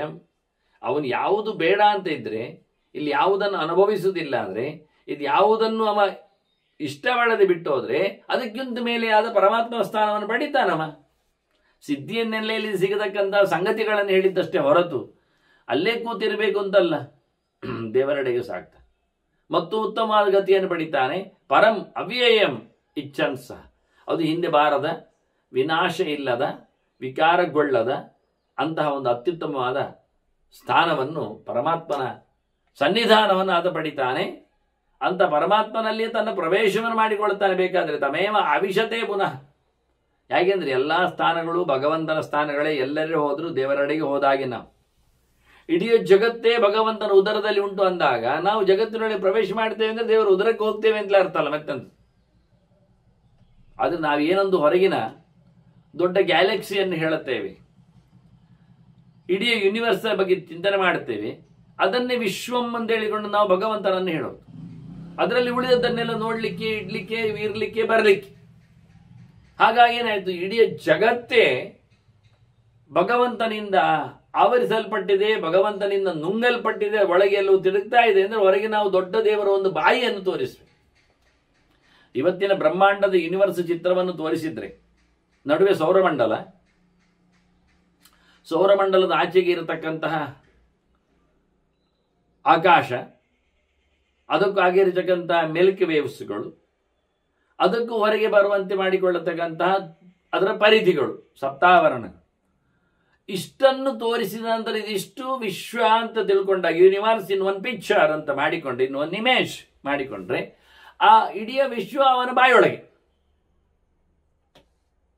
ಅವನ ಹೃದಯದ ಉದರದೊಳಗೆ, ಅವನ ಮುಷ್ಟಿಯೊಳಗೆ, ಅವನ ಬೆರಳ ತುದಿಯಲ್ಲಿ, ಅವನೊಂದು ಕೂದಲ ಒಂದು ಬದಿಯಲ್ಲಿ, ಅವನೊಂದು ಕಾಲಿನ ಕಡೆಯಲ್ಲಿ ಕೂತ ಒಂದು ಧೂಳಿನ ತುಣುಕಿನಂತೆ ಸಮವುಳ್ಳ ಮತ್ಸ್ಯಪಾಂಸುರೆ ಅಂತ ಏನು ಹೇಳುವ. ಹಾಗಾದ್ರೆ ಭಗವಂತ ಹೇಗಿದ್ದಾನೆ ಅದರಾಚೆಗೆ ಇದು ಅರ್ಥ ಆಗುವುದಿಲ್ಲ ಜನರಿಗೆ. ಹಾಗ ಇಂಥ ಭಗವಂತನೆಡೆಗೆ ಆತ ಪ್ರವೇಶ ಮಾಡುವುದನ್ನು ಚಿಂತನೆಯಲ್ಲಿ ತರ್ತಾನೆ. ಅಲ್ಲಿಂದ ಮುಂದಕ್ಕೆ ಅಮೃತ ಚಾಮೃತಂ ಪ್ರಾಪ್ತ ಶಾಂತೀಭೂತ ನಿರಾತ್ಮವಾನ್, ಮತ್ತೆ ಹುಟ್ಟಿ ಬರುವುದಿಲ್ಲ. ಅಲ್ಲಿಗೆ ಮತ್ತಷ್ಟು ತನ್ನ ವೈಭವಗಳನ್ನು ಹೆಚ್ಚಿಸಿಕೊಳ್ಳುತ್ತಾನೆ. ಆನಂದದಿಂದ ಮತ್ತಷ್ಟು ಓಲಾಡಿಕೊಳ್ಳುತ್ತಾನೆ. ಯಾವುದನ್ನು ಏನು ಚೂರು ಎಂದು ಕಳ್ಕೊಳ್ಳದೆ ಸಂಪೂರ್ಣನಾಗಿದ್ದುಕೊಂಡು ಅವನ ಯೋಗ್ಯತೆಯಂತೆ ಅದ್ಭುತವಾದ ಆನಂದದಲ್ಲಿಗೆ ಆತ ನೆಲೆಗೊಳ್ಳುತ್ತಾನೆ. ಬಾಹ್ಯವಾದ ದೇಹ ಆಗಲಿ, ದುಃಖವನ್ನು ಅನುಭವಿಸುವ ಜಡ ಮನಸ್ಸಾಗಲಿ ಅಥವಾ ಇಂದ್ರಿಯಗಳಾಗಲಿ ಅವನಲ್ಲಿ ಯಾವುದೂ ಇಲ್ಲ. ಆ ದೃಷ್ಟಿಯಿಂದ ಬ್ರಹ್ಮಭೂತಸ್ಥ ನಿರ್ದ್ವಂದ್ವ, ಭಗವಂತನಲ್ಲೇ ಮನಸ್ಸನ್ನು ನೆಲೆಗೊಳಿಸಿದವನಾಗಿ, ಭಗವಂತನ ಸ್ಥಾನದಲ್ಲಿಯೇ ನಿರಂತರ ಸಂಚರಿಸುವವನಾಗಿ, ದೇವರನ್ನು ಪ್ರತಿನಿತ್ಯ ಅನುಭವಿಸಿಕೊಳ್ಳುವಂತೆ ಆತ ಯಾವುದೇ ರೀತಿಯಾದ ದ್ವಂದ್ವಕ್ಕೆ ಒಳಗಾಗದೆ, ಬೇಕು ಬೇಡಗಳಲ್ಲಿ ತೊಳಲಾಡಿಕೊಳ್ಳದೆ, ಸುಖೀ ಶಾಂತಃ ನಿರಾಮಯ, ಏನೂ ಇಲ್ಲದೆ ಆನಂದಪೂರ್ಣನಾಗಿ ಭಗವಂತನ ಸಂಬಂಧದಿಂದಾಗಿ ನಿರಂತರವಾಗಿ ತನ್ನತನದಲ್ಲಿ ಅತ್ಯಂತ ಎಚ್ಚರವನ್ನು ನೋಡಿಕೊಂಡವನಾಗಿ ಇರ್ತಾನೆ. ಈ ಬ್ರಹ್ಮಸ್ಥಾನ ಭಗವಂತನಿಗೆ ಸಾಗಿದ ಬಳಿಕ ಹಿಂದೆ ಬರಲಿಕ್ಕೆ ಇಲ್ಲವೇ ಇಲ್ಲ. ಅದನ್ನು ಕರೆಯುವುದೇ ಆಗಿ ನಚ ಪುನರಾವರ್ತದ ಹೇಳಿಕೊಂಡಾಗೆ ವಾಸ್ತವವಾಗಿ ಬ್ರಹ್ಮಸ್ಥಾನಂ ಅನಾವರ್ತಂ ಏಕಂ ಅಕ್ಷರಂ ಅಕ್ಷರ ಸಂಜ್ಞಕಂ, ಇದು ನಾಶವಿರದ ತಾಣ. ಇದಕ್ಕೆ ಪ್ಯಾರಲರ್ ಆಗಿ ಮತ್ತೆ ಯಾವುದೂ ಇಲ್ಲ, ಸಮಾನಾಂತರವಾಗಿ ಇಲ್ಲದೆ ಇರತಕ್ಕ ಒಂದೇ ಒಂದು ಅತ್ಯಂತ ಎತ್ತರವಾದ ಪ್ರಶಸ್ತವಾದ ಮುಖ್ಯವಾದ ತಾಣ. ಇಲ್ಲಿ ಹಿಂದೆ ಬರಲಿಕ್ಕಿಲ್ಲ, ಮತ್ತೆ ಸೋಲಿಲ್ಲ, ಮತ್ತೆ ಸಂಸಾರ ಇಲ್ಲ, ಮತ್ತೆ ಹುಟ್ಟಿ ಇಲ್ಲ, ಮತ್ತೆ ಬಾಹ್ಯವಾದ ದೇಹಗಳಲ್ಲಿ ಬರುವ ಕಳ್ಕೊಳ್ಳುವ ಪ್ರಮೇಯಗಳಿಲ್ಲ. ಅದುಃಖಂ ಅಜರಂ ಶಾಂತಂ ಸ್ಥಾನಂ ತತ್ ಪ್ರತಿಪದ್ಯತೆ. ಸ್ವಲ್ಪವೂ ದುಃಖ ಇಲ್ಲದ, ಮುಪ್ಪು ಇಲ್ಲದ, ಹುಟ್ಟಿಬಾರದ, ಸಾವು ನೋವು ಇಲ್ಲದ ಅತ್ಯಂತ ಪ್ರಶಾಂತವಾದ ಭಗವಂತನ ತಾಣವದು ದೇವರ ನಿತ್ಯವಾದ ದರ್ಶನಕ್ಕೆ ಯೋಗ್ಯವಾಗಿ ಸಿಕ್ಕಿದೆ ಅವನಿಗೆ. ಚತುರ್ವಿರ್ಲಕ್ಷಣೈರ್ಹೀನಂ, ಅಲ್ಲಿ ಯಾವುದೇ 4 ಪ್ರಕಾರದ ಜೀವಜಾತಗಳ ಸಮಾವೇಶಗಳು ಇಲ್ಲ. ಇಲ್ಲ ಅಂದರೆ ಅಲ್ಲಿಗೆ ಭೌತವಾದ ಪ್ರಪಂಚದ ಎಂಟ್ರಿ ಇಲ್ಲ ಹೇಳಲಿಕ್ಕೆ. ಜರಾಯುಜ, ಅಂಡಜ, ಸ್ವೇಜದ, ಉದ್ಭಿಜ್ಜ ಅಂತ ಹೇಳಿಕೊಳ್ಳತಕ್ಕಂತಹ 4 ಪ್ರಕಾರದಿಂದ ಹುಟ್ಟಿ ಬರಲಿಕ್ಕೆ ಬೇಕಾಗಿರತಕ್ಕಂತಹ ಬೀಜ, ಅದರ ವ್ಯವಸ್ಥೆ, ಅದರ ಸೆಲ್ಸ್, ಅದಕ್ಕೆ ಅನುಕೂಲಕರವಾಗಿರತಕ್ಕಂತಹ ಪ್ರಾರಬ್ಧ, ಇದು ಯಾವುದಲ್ಲಿಲ್ಲ. ತಥಾ ಷಡ್ವಿಹಿ ಸ ಷೋಡಶೈಹಿ ನಂ, ಹಾಗೆ 6 ಇಲ್ಲ, 16 ಇಲ್ಲ, ಅದೆಂಥದ್ದು 6 ಇಲ್ಲ, 6 ಊರ್ಮಿಗಳು ಹುಟ್ಟು ಸಾವುಗಳ ಜೊತೆಯಲ್ಲಿ ಅವನನ್ನು ನೋಡಿಕೊಳ್ಳುವಂಥದ್ದು. ಹಸಿವು, ಬಾಯಾರಿಕೆ, ಹಾಗೆ ಶೋಕ, ಮೋಹ, ಅಜ್ಞಾನ, ಜೊತೆಯಲ್ಲಿ ನೋವು, ಮತ್ತೆ ಹಾಗೆ ಮುಪ್ಪು, ಒಟ್ಟಿಗೆ ರೋಗ, ಇದು ನಿಜವಾಗಿ ಹುಟ್ಟಿದವನ ಮೇಲೆ ಸಾಯುವವರೆಗೆ ಅಪ್ಪಳಿಸತಕ್ಕಂಥ 6 ಊರ್ಮಿಗಳು ಅದಿಲ್ಲ. ಅದು ಮಾತ್ರ ಏನು, 6 ವೈರಿಗಳು ಇಲ್ಲ ಅಲ್ಲಿ. ಕಾಮ, ಕ್ರೋಧ, ಲೋಭ, ಮೋಹ, ಮದ, ಮತ್ಸರ, ಒಂದರ ಒಂದು ಹುಟ್ಟುವಂಥದ್ದು. ಕಾಮ ಕ್ರೋಧ ಅಭಿಜಾಯತೆ, ಕ್ರೋಧ ಭವತಿ, ಯಾವುದು ಹುಟ್ಟುವುದೇ ಇಲ್ಲ, ಯಾವುದು ಇಲ್ಲ ಅಲ್ಲಿ. ಹುಟ್ಟಲಿಕ್ಕೆ ಬೇಕಾಗಿರತಕ್ಕಂಥ ಪರಿಣಾಮದ ವ್ಯವಸ್ಥೆಗಳು ಹೇಗಿರ್ತದೆ ಹೇಳಿ, ಹುಟ್ಟಿದವನು ಹುಟ್ಟುವ ಮುಂಚೆ ಗರ್ಭದಲ್ಲಿ ಇದ್ದಾನೆ ಹೇಳಲಿಕ್ಕೆ ಉಂಟು. ಮತ್ತೆ ಭೂಮಿಗೆ ಬಿದ್ದು ಸತ್ತಿದ್ದಾನೆ ಅಂತ 2ನೇ ಬಾರಿಯಲ್ಲಿ ಹುಟ್ಟನ್ನು ಗಮನಿಸಲಿಕ್ಕೆ ಇದೆ. ಮತ್ತೆ ಅಷ್ಟೊತ್ತಿನಲ್ಲಿ ವರ್ಧತೆ, ಬೆಳೀತಾ ಇದ್ದಾನೆ. ಆ ಬಳಿಕ ವಿಪರಿಣಮತೆ, 3ನೇ ಹಂತದ ನಂತರದಲ್ಲಿ ಅವನಿಗೆ ವ್ಯತ್ಯಾಸ ಆಗಲಿಕ್ಕೆ ಶುರುವಾಗುತ್ತೆ. ದೇಹದಲ್ಲಿ ಬೆನ್ನು ಬಾಗ್ಲಿಕ್ಕೆ ಶುರುವಾಗ್ತದೆ, ಕಾಲು ನಡುಗ್ಲಿಕ್ಕೆ ಶುರುವಾಗ್ತದೆ. ಆ ನಂತರ ಅಪಕ್ಷೀಯತೆ, ಒಂದೊಂದು ಬೀಳ್ಲಿಕ್ಕೆ ಶುರುವಾಗ್ತದೆ, ಅಲ್ಲೂ ಬಿದ್ದು ಹೋಗ್ತದೆ. ದೇಹದಲ್ಲಿನ ತ್ರಾಣ ಇಲ್ಲ ಆಗ್ತದೆ, ಕೊನೆ ಇಲ್ಲ ಆಗ್ತಾನೆ. ಈಗ ಇಂಥ 6 ಅವಸ್ಥೆಗಳಿಂದ ದೂರ ಇದ್ದಾನವ, ಅದನ್ನು ಕಳ್ಕೊಂಡಿದ್ದಾನೆ. 16 ಇಲ್ಲದೆ ಇರುವುದರಿಂದ 16 ಬೇಲಿಗಳು ಅವನಿಗೆ ಅದು ಇಲ್ಲ. ಈಗ ಯಾರು ಕಟ್ಟಿ ಹಾಕುವರಿಲ್ಲ, ಯಾರು ಹೆಸರೆತ್ತಿ ಕರೆಯುವುದೇ ಇಲ್ಲ. ಅಲ್ಲಿ ಹೆಸರಿನ ಮೋಹವೇ ಇಲ್ಲ. ಆಮಂತ್ರಣ ಪತ್ರಿಕೆಯಲ್ಲಿ ಹೆಸರು ಹಾಕದಿದ್ರು ಇಲ್ಲ, ಹಾಕಲಿಕ್ಕೂ ಇಲ್ಲ.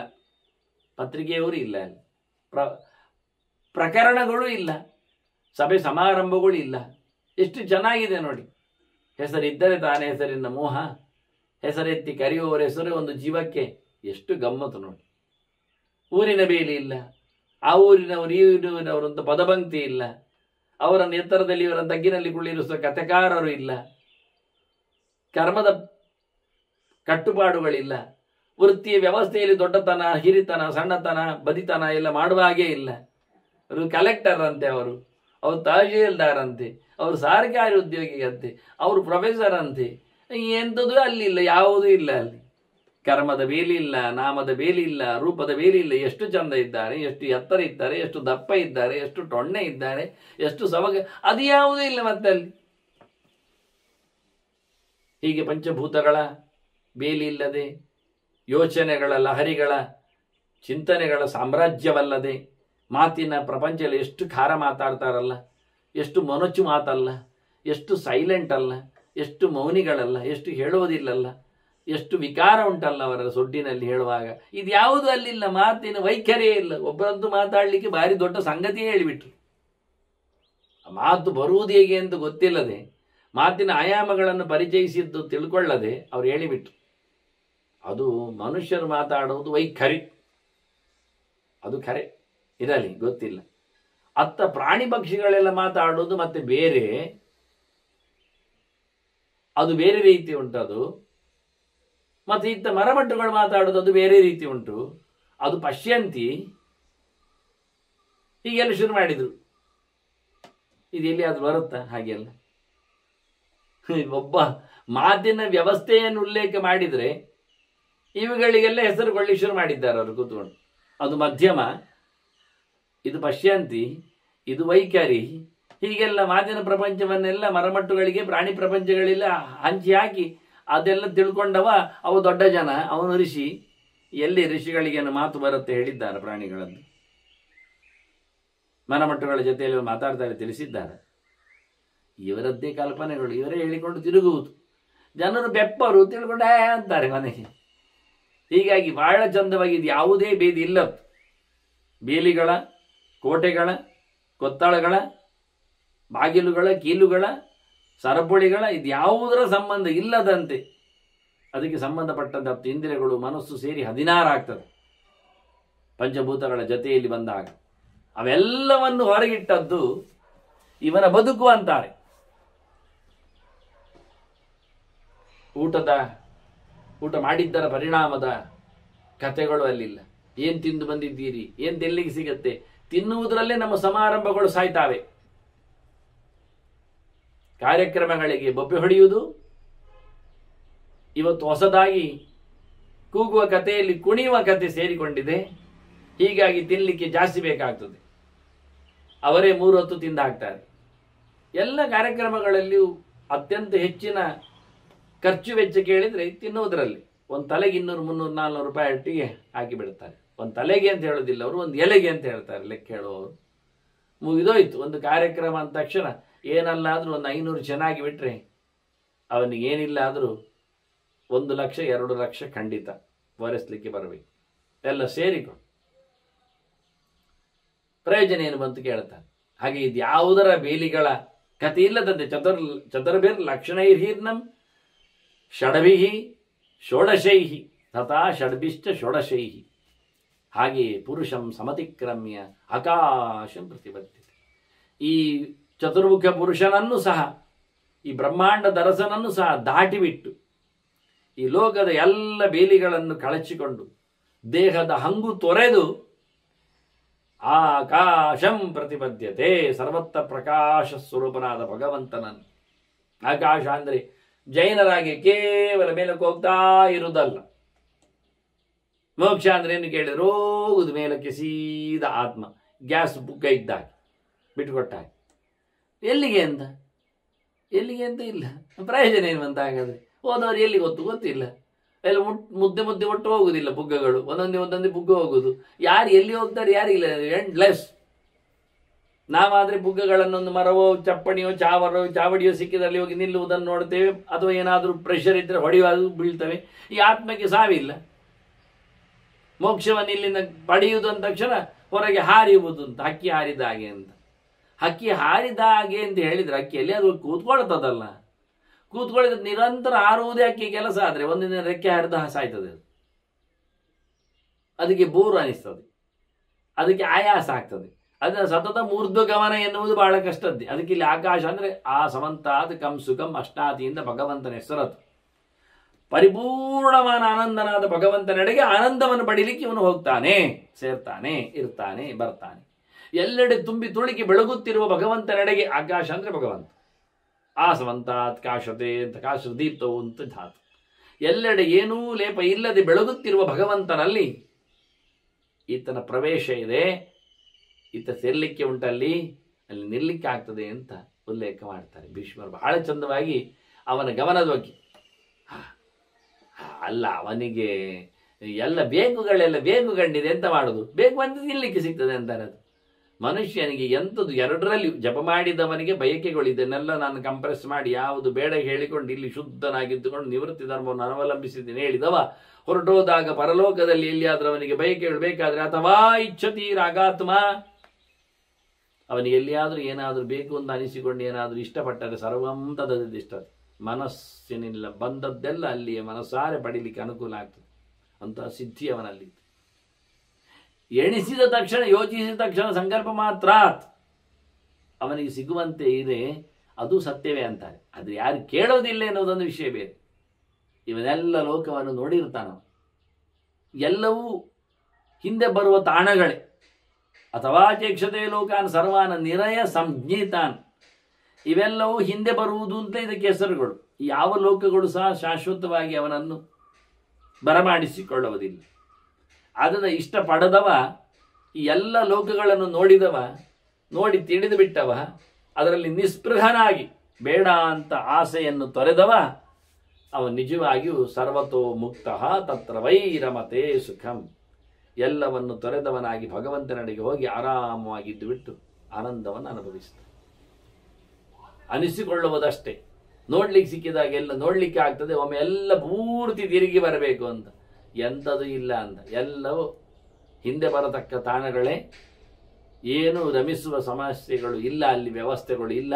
ಹಾಗಾಗಿ ಎಲ್ಲವನ್ನು ಆತ ಮತ್ತೆ ಮನಸಾರೆ ಜಪ ಮಾಡಿಕೊಂಡವ ಸಿದ್ಧಿಯ ನೆಲೆಯಲ್ಲಿ ಈ ಸಂಗತಿಗಳನ್ನು ಫಲಗಳನ್ನು ಸಹ ಅನುಭವಿಸಿಕೊಳ್ಳದೆ ಭಗವದೇಕನಿಷ್ಠನಾಗ್ತಾನವ, ಅಂಥವನು ಆಗ್ಲಿಕ್ಕೆ ಉಂಟು ಅಂತ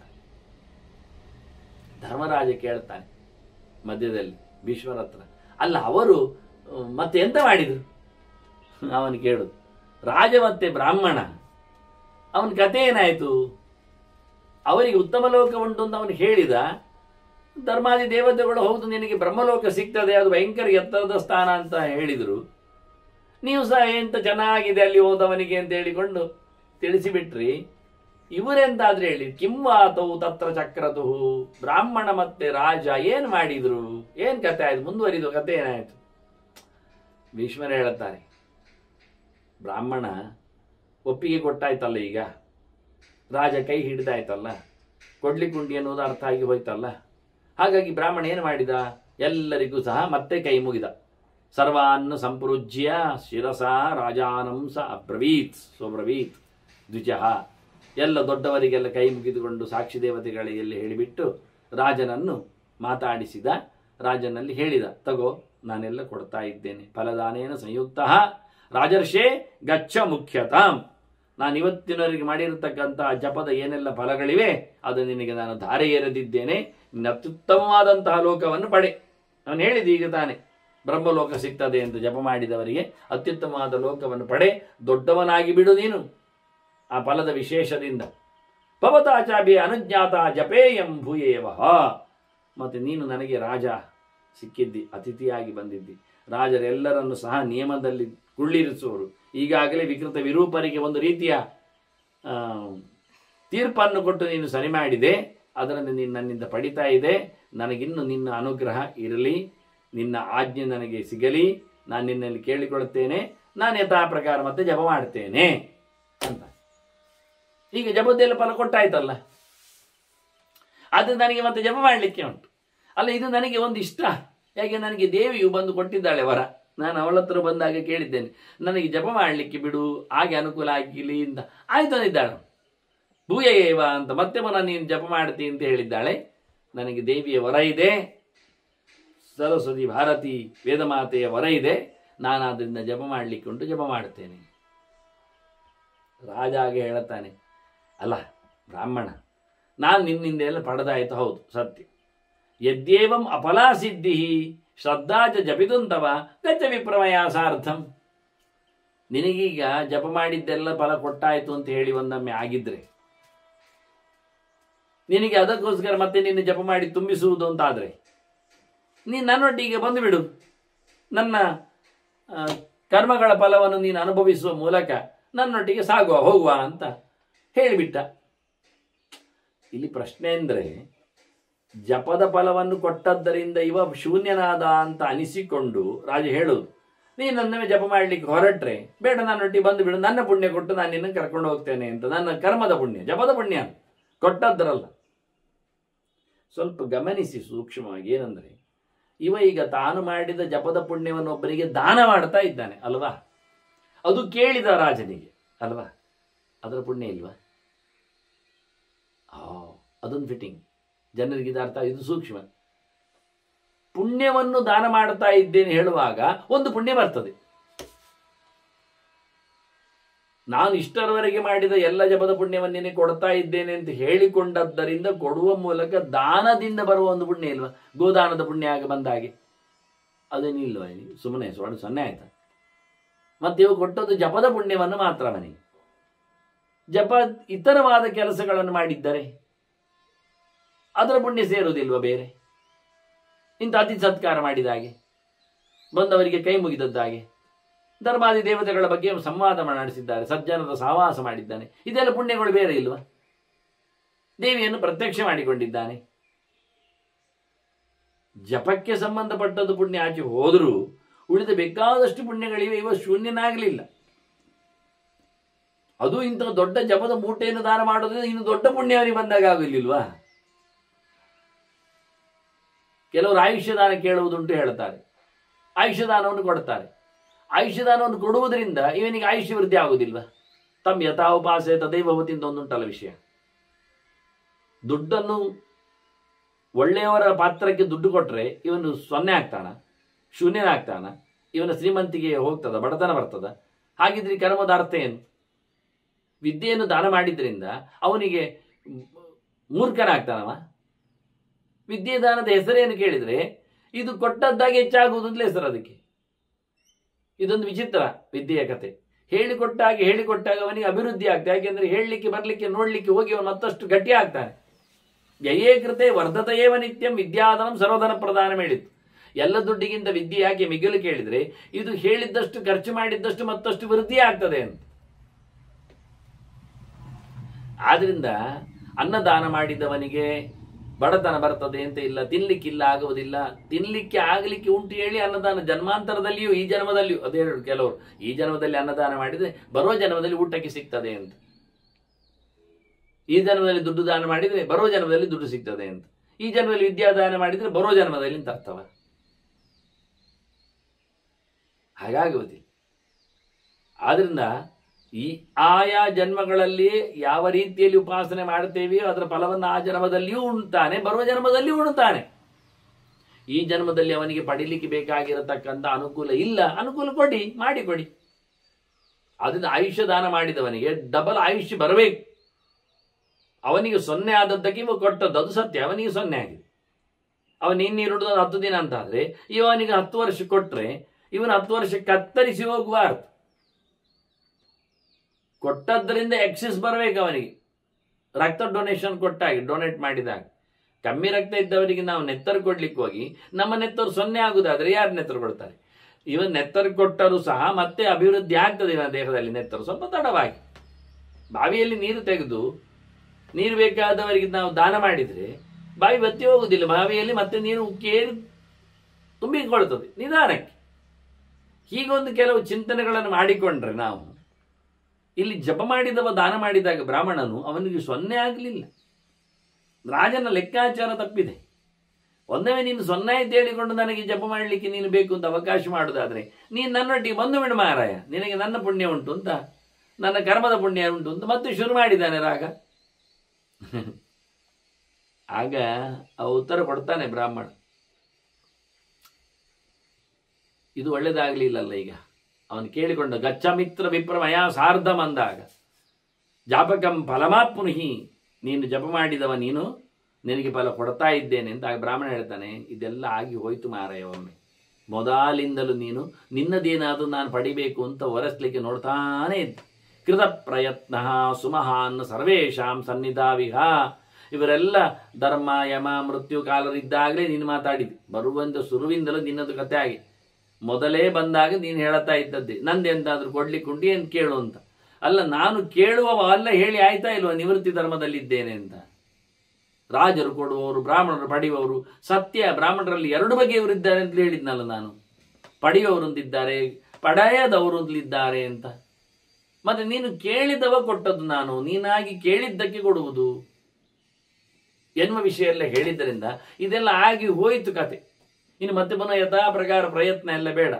ಈಗ ಮತ್ತೆ ಮನೆ ಓರಿಸ್ಲಿಕ್ಕೆ ನೋಡ್ತಾ ಇದ್ದೇನೆ, ಎಲ್ಲ ಖಾಲಿ ಆಯ್ತಲ್ಲ, ಮತ್ತೆ ಜಪ ಮಾಡಲಿಕ್ಕೆ ಕೂತ್ಕೊಳ್ಳೋದಾದ್ರೆ ನನ್ನ ಕರ್ಮಫಲದಿಂದ ನೀನು ಬಂದುಬಿಡು ನನ್ನೊಟ್ಟಿಗೆ, ಬೇಡ ಮಾರಾಯ. ಅದೆಲ್ಲ ಆಯ್ತು.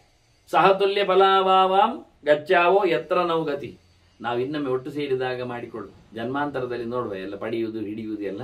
ಹೀಗಾಗಿ ಬೇಕಾಗಿಲ್ಲ ನನಗೆ, ನಾನು ಜಪ ಮಾಡಲಿಕ್ಕುಂಟು ಅಂತ ಹೇಳಿಬಿಟ್ಟ. ಇಷ್ಟೊತ್ತಿಗೆ ಭೀಷ್ಮರು ಹೇಳುತ್ತಾರೆ, ಏನೆಲ್ಲ ಘಟನೆ ನಡೆಯಿತು ಅಂತ ಕಥೆಯಲ್ಲಿ. ಅಲ್ಲಿ ಎಲ್ಲ ದೇವತೆಗಳು ಬಂದಾಯಿತು.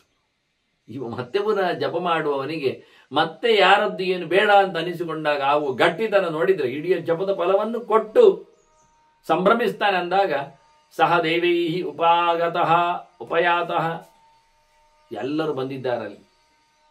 ಇಂದ್ರ ಬಂದಿದ್ದಾನೆ, ಇಂದ್ರನೊಟ್ಟಿಗೆ ಎಲ್ಲ ದೇವತೆಗಳು ಬಂದಿದ್ದಾರೆ, ಎಲ್ಲ ಜಾತಿಯ ದೇವತೆಗಳು, ಮರುತ್ತುಗಳು, ವಿಶ್ವ ದೇವತೆಗಳು, ಗಂಧರ್ವರು, ಅಪ್ಸರೆಯರು. ಅವರಂತೂ ಅನೃದೃಷ್ಟ ಅಪ್ಸರ ಸಂಘ, ಅಪ್ಸರೆಯರೆಲ್ಲ ಕೊನೆಲಿಕ್ಕೆ ಶುರು ಮಾಡಿದ್ದಾರೆ. ಅವಾದ್ಯಂತ ಅಂತರಿಕ್ಷೇಚ ಬೇಕಾದಷ್ಟು ವಾದ್ಯ ವೃಂದಗಳು ನಡೆದಿವೆ. ಸಿದ್ಧರು, ವಸುಗಳು, ರುದ್ರರು, ಇವರೆಲ್ಲ ಗಣಗಳು, ಅಶ್ವಿನಿಗಳು, ಇವರೆಲ್ಲ ಮರುತ್ತುಗಳು ಎಲ್ಲರೂ ಸೇರಿದ್ದಾರೆ. ಹಾಗಾಗಿ ವಿಶೇಷವಾದ ವಾದ್ಯಘೋಷಗಳಾಗಿವೆ. ಇತ್ತ ಮತ್ತೆ ಪುಷ್ಪವೃಷ್ಟಾನಿ ದಿವ್ಯಾನಿ, ಹೂವಿನ ಮಳೆ ದೇವತೆಯ ಲೋಕದಿಂದ ಕೆಳಗೆ ಇಳಿದಿದೆ. ಇದರೊಟ್ಟಿಗೆ ಭಗವಂತನು ಬಂದಿದ್ದಾನೆ. ವಿಷ್ಣು ಸಹಸ್ರಶೀರ್ಷಶ್ಚ ದೇವೇಶಃ ದೇವೋ ಅಚಿಂತ್ಯ ಸಮಾಗಮತ್. ಎಂಥ ವಿಚಿತ್ರ ಅನಿಸಿದೆ, ಯಾರು ಎಣಿಸ್ಲಿಕ್ಕೆ ಸಾಧ್ಯ ಇಲ್ಲ. ಪರಮ ಪುರುಷೋತ್ತಮನಾಗ ಭಗವಂತನು ಸಹ. ಯಾಕೆ? ಗಾಯತ್ರಿ ಮಂತ್ರದ ಪರಿಪೂರ್ಣವಾದ ಮುಖ್ಯವೃತ್ತಿಯಿಂದ ಪ್ರತಿಪಾದ್ಯವ. ಮಾತಿನ ಮೂಲಕ ಅದು ಬ್ರಹ್ಮದೇವ, ಅವನು ಬಂದಿದ್ದಾನೆ ವೇದದಾರಸನಾಗಿ. ಆಜಗಾಮಚ ದೇವೇಶಃ ಬ್ರಹ್ಮ ವೇದಮಯ ಅವ್ಯಯ. ವೇದ ಪುರುಷನಾಗಿ ಯಾವುದೇ ವಿಕಾರಕ್ಕೆ ಹುಟ್ಟಿಗೆ ಒಳಗಾಗದ ಒಂದೇ ಒಂದು ತತ್ವ, ಬ್ರಹ್ಮದೇವ ಹುಟ್ಟುವುದಿಲ್ಲ ಅಂತೇಳಿ. ಈ ಲೋಕದಲ್ಲಿ ಮತ್ತೆ ಅವನಿಗೆ ಅವತಾರಗಳಿಲ್ಲ, ಆವೇಶಗಳಿರ್ತವೆ. ಲಕ್ಷ್ಮೀ ಅವತಾರ ಪಡಿತಾಳೆ, ದೇವರ ಅವತಾರದಲ್ಲಿ ಬರ್ತಾರೆ. ಬ್ರಹ್ಮನಿಗೆ ಅವತಾರ ಇಲ್ಲ. ಯಾರ ಮಗನಾಗಿಯೂ ಬ್ರಹ್ಮ ಹುಟ್ಟುವುದಿಲ್ಲ. ಬ್ರಹ್ಮನಾದ ಬಳಿಕ ಎಲ್ಲ ಪ್ರಾಣನಿಗೆ ಬಿಟ್ಟರು. ಸರಸ್ವತಿ ಬರುವುದಿಲ್ಲ, ಭಾರತಿಗೆ ಬಿಟ್ಟರು. ಆದ್ರಿಂದ ಅತ್ಯಂತ ಎತ್ತರದ ವ್ಯಕ್ತಿಯಾಗಿರತಕ್ಕಂಥ ಬ್ರಹ್ಮದೇವನು ಅಲ್ಲಿ ಬಂದಿದ್ದಾನೆ. ಅವನ ಎಲ್ಲ ವಿವಿಧಾನಿಚ ಅಂತಾರೆ, ವಾಕ್ಯಾನಿ ಸುಮಹಾಂತಿಚ, ಭಾರತ, ರಾಮಾಯಣ, ಮಂಚರಾತ್ರ, ಸಂಹಿತೆಗಳು, ಇವೆಲ್ಲ ಸಹ ಮೂರ್ತಿಮತ್ತಾದ ದೇವತೆಗಳು. ಬ್ರಹ್ಮ ಬಂದ ಅಂದ್ರೆ ವೇದಗಳು, ವೇದ ಪುರುಷರೆಲ್ಲ ಬರುವುದೇ. ನದ್ಯಾ ಶೈಲಾ ಸಮುದ್ರಾಶ್ಚ, ನದಿ ದೇವತೆಗಳು, ಗಂಗಾದಿಗಳು, ಪರ್ವತ ದೇವತೆಗಳು, ಹಿಮಾಲಯಾದಿಗಳು, ಸಮುದ್ರಗಳು, ಸಾಗರಗಳು, ಇವರೆಲ್ಲರೂ ಸಹ ಮೂರ್ತಿವೆತ್ತು ಬಂದಿದ್ದಾರೆ. ತೀರ್ಥಾನಿ ವಿವಿಧಾನಿ, ಎಲ್ಲ ತೀರ್ಥಕ್ಷೇತ್ರಗಳ ದೇವತೆಗಳು, ಅಭಿಮಾನಿಗಳೆಲ್ಲ ಸೇರಿದ್ದಾರೆ. ತಪಾಂಸಿ ಕರ್ಮ ದೇವತೆಗಳು ಎಲ್ಲ ಕೂತಿದ್ದಾರೆ. ಯಜ್ಞದಾನ ತಪಸ್ಸುಗಳದ್ದೆಲ್ಲ ಎಲ್ಲ ದೊಡ್ಡ ದೇವತೆಗಳ ಸಮಾವೇಶ ಆಗಿದೆ. ಆಗ ಸ್ವರ್ಗನು ಬಂದವನು ಹೇಳ್ತಾನೆ, ಬನ್ರಿ ನೀವಿಬ್ರು ಸಿದ್ಧರೆ. ಸಂಸಿದ್ಧಸ್ತಂ ಮಹಾಭಾಗ ತ್ವಂಚ ಸಿದ್ಧಸ್ತತ ನೃಪ. ರಾಜ ನೀನು ನೀನು ಸಿದ್ಧ. ಜಪದ ಫಲ, ಇವನು ಜಪದ ಫಲವನ್ನು ಕೊಡುವ ಮೂಲಕ ಮತ್ತಷ್ಟು ಹೆಚ್ಚಿದ ಫಲವನ್ನು ಪಡೆದವರಿಂದ ಇವನು ಸ್ವರ್ಗಕ್ಕೆ ಬರಲಿಕ್ಕೆ. ಇಬ್ಬರು ಸ್ವರ್ಗಕ್ಕೆ ಹೊರಡಿರಿ, ಬನ್ನಿರಿ ಅಂತ ಹೇಳ್ತಾರೆ. ಎಲ್ಲ ದೇವತೆಗಳು ಅದಕ್ಕೆ ಶಾಮೀಲಾಗ್ತಾರೆ, ಕೇಳಿಕೊಳ್ಳುತ್ತಾರೆ. ಅಪ್ಪಿ ಬಿಡ್ತಾನೆ. ಕರೆಗೆ ಬಹಳ ಚಂದವಾಗಿ ಇಬ್ಬರು ಸಹ ಸಾಧನೆಗೆ ಹೊರಡಲಿಕ್ಕೆ ತಯಾರಾಗ್ತಾರೆ. ಹೊರಡಲಿಕ್ಕೆ ತಯಾರಾಗಲಿಕ್ಕೆ ಮೊದಲು ಏನು ಕೇಳಿದರೆ, ಬ್ಲಾಕ್ ಮಾಡೋದು, ಹೊರಗಿನ ಇಂದ್ರಿಯಗಳನ್ನೆಲ್ಲ ಮುಚ್ಚಿಬಿಡೋದು. ವಿಷಯ ಪ್ರತಿಸಂಹಾರ. ಕಣ್ಣು ರೂಪವನ್ನು ಕಾಣುವುದಿಲ್ಲ, ಕಿವಿ ಶಬ್ದವನ್ನು ಕೇಳುವುದಿಲ್ಲ, ಮೂಗು ಯಾವುದೇ ಪರಿಮಳವನ್ನು ಗ್ರಹಿಸುವುದಿಲ್ಲ, ಅನುಭವಿಸುವುದಿಲ್ಲ, ಮಾತು ಏನನ್ನು ಆಡುವುದಿಲ್ಲ, ನಾಲಿಗೆ ರಸದೆಡೆಗೆ ಹಾರುವುದಿಲ್ಲ, ಚರ್ಮ ಯಾವುದನ್ನು ಮುಟ್ಟಿದರೂ ಏನಾದರೂ ಅದಕ್ಕೆ ಗೊತ್ತೇ ಆಗುವುದಿಲ್ಲ. ಹೀಗಾಗಿ ಇಂದ್ರಿಯಗಳ ಪ್ರತಿಪೂರ್ಣ, ಕೈ ನಡುತ್ತಾ ಇಲ್ಲ, ಹೋಗ್ತಾ ಇಲ್ಲ, ಕೆಲಸ ಮಾಡ್ತಾ ಇಲ್ಲ, ಕಾಲಿಲ್ಲ, ಎಲ್ಲ ಇಂದ್ರಿಯಗಳ ವ್ಯಾಪಾರಗಳನ್ನು ಮನಸ್ಸಿಗೆ ತಂದುಬಿಟ್ಟು ಹೊರಗೆ ಬ್ಲಾಕ್ ಮಾಡಿ ಎಂಥ ಹೊರಗೆ ಗೌಜಿ ಶಬ್ದ ಆಗಲಿ, ಪರಿಮಳ ಬರಲಿ, ವಾಸನೆ ಬರಲಿ, ಎಂಥದೇ ಬೆಳಕಾಗಲಿ ಏನಾದರೂ ಕಾಣುವುದಿಲ್ಲ. ಒಳಗಿನ ಪ್ರಾಣ ಸಂಚಾರಗಳನ್ನೆಲ್ಲ ಅದು ಬಿಡುತ್ತಾನೆ. ಎಲ್ಲೆಲ್ಲಿ ಓಡುವ ಪ್ರಾಣಗಳನ್ನೆಲ್ಲ ಹಿಡಿತಾರೆ. ದದತು ಪ್ರಾಣಯೋಹ ಮನಃ, ಮನಸ್ಸಿನಲ್ಲಿ ಪ್ರಾಣಾಪಾನಗಳನ್ನು ಮಾತ್ರ, ಉಸಿರು ಆಚೆ ಆಚೆ ಹೋಗ್ತಂಡು ಅದಕ್ಕೆ ಮೇಲಕ್ಕೆ ತರಲಿಕ್ಕೆ ಉಂಟು ನಿಧಾನಕ್ಕೆ. ಉಳಿದ ಸಮಾನ ವಾಯನ ಇತ್ಯಾದಿ ಗಾಳಿಗಳ ಸಂಚಾರಗಳನ್ನೆಲ್ಲ ನಿಲ್ಲಿಸಿ ದೇಹದಲ್ಲಿ ನಾಸಿಕಾಗ್ರಂ ಅಧೋವಕ್ತ್ರಂ, ಕೃಷ್ಣ ಹೇಳಿದ ಹಾಗೆ ದಿಶಶ್ಚ ಅನವಲೋಕಯನ್, ಎಲ್ಲಿ ನೋಡದೆ ಸಂಪ್ರೇಕ್ಷ ನಾಸಿಕಾಗ್ರಂ ಸ್ವಂ, ತನ್ನದೇ ಮೂಗಿನ ನೇರವನ್ನು ಮಾತ್ರ ನೋಡ್ತ, ಇನ್ಯಾರನ್ನು ಯಾವುದನ್ನು ಗಮನಿಸದೆ ಸುಸ್ಥಿತಿಯಲ್ಲಿದ್ದುಕೊಂಡು ಇವರು ತಮ್ಮ ಒಳಗಿನ ಪ್ರಯಾಣಕ್ಕೆ ಅಣಿಯಾಗಿದ್ದಾರೆ. ಯಾವ ರೀತಿಯಲ್ಲಿ ಯೋಗ ಮಾರ್ಗದಲ್ಲಿ ಅವರಿರುವರು ತೆರಳುತ್ತಾರೆ. ಈ ಜಪದೋಪಾಖ್ಯಾನದ ಕೊನೆಯ ಹಂತದ ಚಿಂತನೆಯನ್ನು ಮತ್ತೊಮ್ಮೆ ಸೇರಿದಾಗ ನೋಡುವ ವಂದನೆಗಳೊಂದಿಗೆ ಶ್ರೀಕೃಷ್ಣಾರ್ಪಣಮಸ್ತು. ನಾರಾಯಣ ನಾರಾಯಣ ನಾರಾಯಣ.